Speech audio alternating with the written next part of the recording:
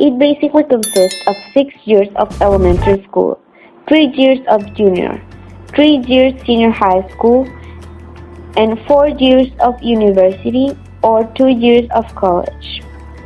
Japan takes the education of its citizens very seriously.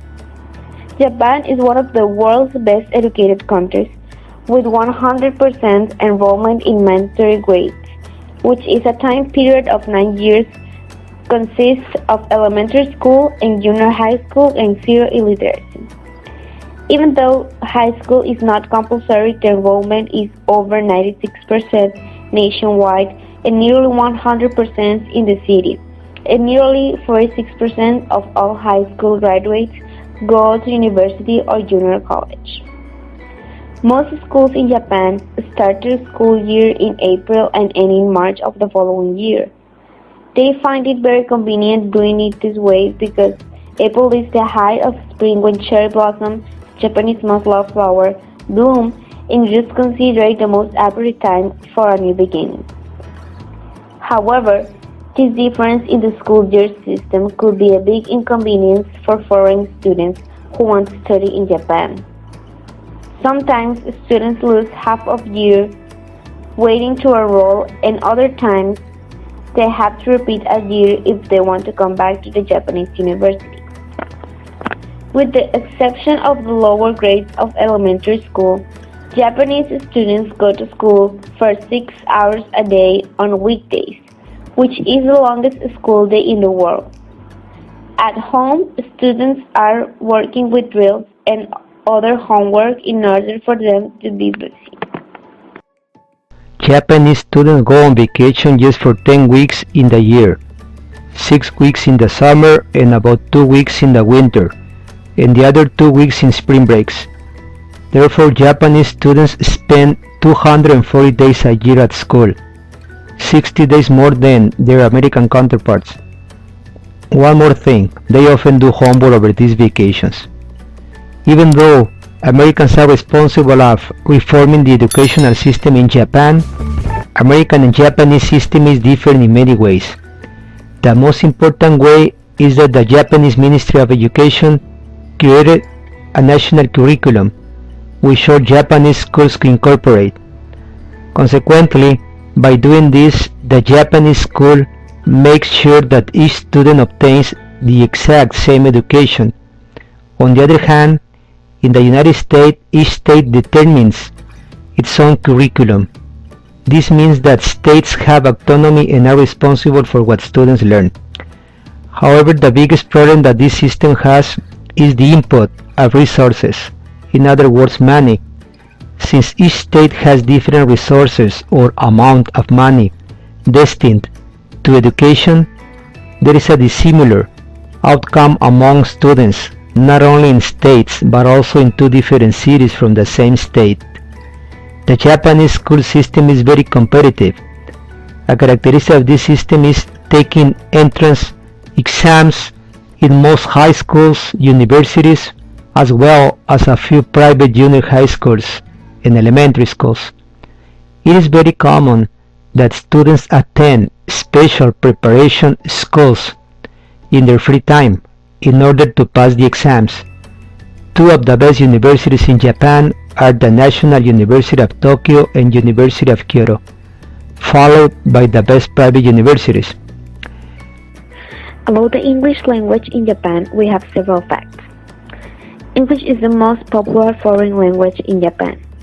Learning the language is mandatory from junior high school.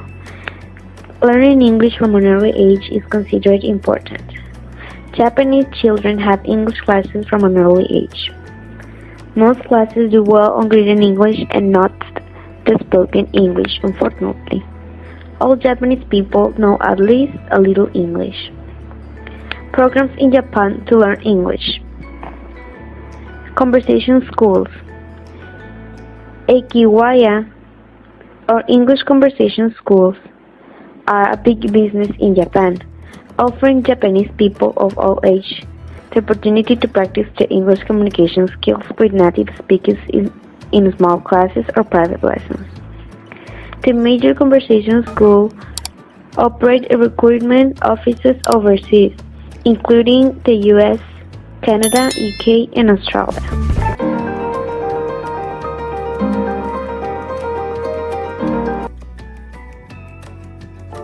Throughout much of the 20th century, the United States education system was extremely flawed. Teachers weren't trained, schools were heavily segregated, and the curriculum was overly focused on subjects that were quickly becoming irrelevant, like Latin and Greek. A half-century of reforms have mitigated some of these issues. However, U.S. public schools are still widely regarded as inefficient, and standardized test scores are considered not up to par with the rest of the developed world. So what's going wrong here? Is the U.S. education system broken? Well, U.S. public schools are in a unique predicament because they're largely funded and controlled by state and local governments. This, combined with varying demographics, mean that schools in some states, like Nebraska and South Dakota, struggle with low test scores and enrollment, while others, like those in Massachusetts and Connecticut, outrank much of their global counterparts. As such, it's difficult to render a one-size-fits-all explanation for why the country's schools are failing. Some say that the U.S.'s struggling school system is a product of inadequate teachers who have little incentive to go that extra mile because of their excessive job security endowed by unions and tenure laws. Of course, there's no way to prove that this is motivating educators to underperform, but there is evidence that job protection keeps bad teachers from being let go. In 2009, it was reported that less than 2% of LA Unified teachers were denied tenure after their mandatory 2-year probation period. And these tenure-track teachers are very rarely terminated. According to a 2014 study, over the course of a decade, just 47 out of 100,000 teachers were fired in New Jersey, almost none of which were from the city of Newark, which is said to have some of the lowest performing schools in the country. Some experts argue that inadequate teachers are simply a product of low salaries, as skilled professionals are less inclined to take a low-paying job. High school teachers make an average of $50,000 a year compared to roughly $95,000 for higher ed professors. Another common critique of the public school system is overcrowding. This is particularly common in urban areas where populations tend to grow faster than schools can accommodate. For instance, in Chicago's North Side, growing enrollment coupled with the closure of more than 50 schools has led to massive overcrowding, with some classrooms accommodating up to 60 students or twice their capacity. The issue has reportedly gotten worse since 2002, when the Bush administration's No Child Left Behind Act went into effect. The act allowed parents to transfer their children from low-performing schools to higher-performing schools, thus causing imbalances within school districts. And there are a number of other factors at play. Many have argued that learning standards, like Common Core, forces teachers to solely focus on test prep, thus discouraging any incentive to innovate. Others say poor schools are simply a product of underfunding. However, the U.S. actually spends roughly $115,000 per student, placing it 5th in the world. What's more, recent studies have shown that public education may actually be improving. Many studies show that standardized test scores have risen over the last 4 decades, particularly among Black and Latino students, and the percentage of high school grads heading off to college is at an all-time high. So although there is undoubtedly room for improvement, American schools may not be as bad as we think. Poverty is also a huge problem for schools in disadvantaged districts, but a superintendent in Missouri has taken an unconventional approach and transformed one of the poorer and lower performing districts into one of the highest achieving.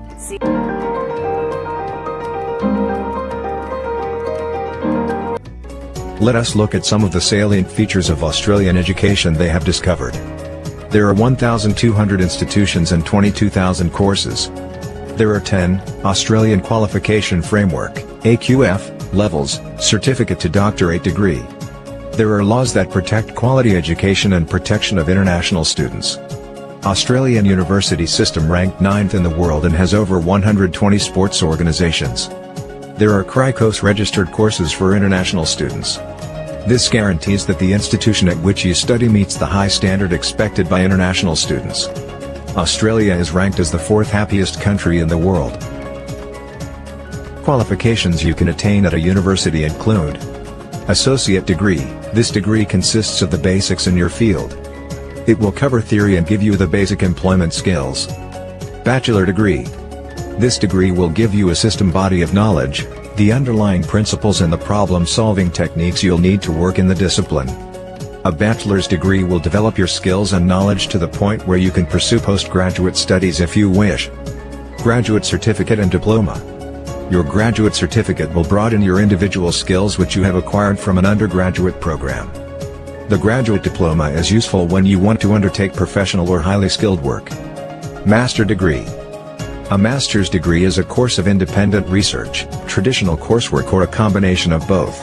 It will take 2 years after a bachelor degree to complete a master's. Doctoral degree. This is the highest award granted by Australian universities. It is usually a research program with some coursework also included. Australian University Rankings. Universities across the world are ranked by different ranking systems. One of the prominent ranking systems is QS rankings. They have put Australia in these QS rankings and around 8 of the universities feature in the top 100. This is a great milestone for Australia and Australian education. The rankings not only put Australia on the map as of the preferred countries for further studies, but it puts students first by providing world-class education for an unlimited future. Yo-Yo has completed his IB diploma and is keen to study engineering. Momo has completed a Bachelor of Software Engineering and is planning to take up engineering management.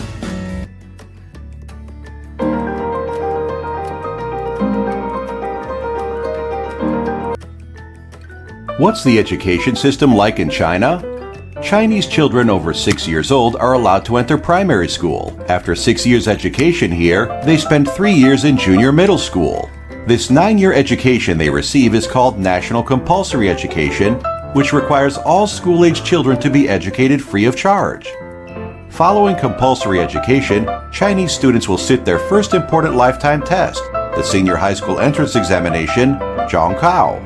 Based on the results and personal choices, 87% of students step into senior secondary education, and 57% go to regular senior secondary schools to gain cultural and scientific knowledge, while 43% enter secondary vocational schools to be trained with skills for employment.